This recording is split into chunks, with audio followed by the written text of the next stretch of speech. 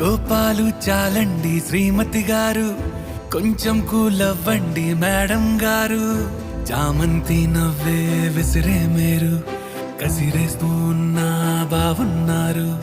సరదాగా సాగే సమయంలోన మరిచిపోతే బాధ కబురు. వద్దు అంటూ ఆపేదెవరు? కోపాలు చాలండి శ్రీమతి గారు, కొంచెం కూలవ్వండి మేడం గారు.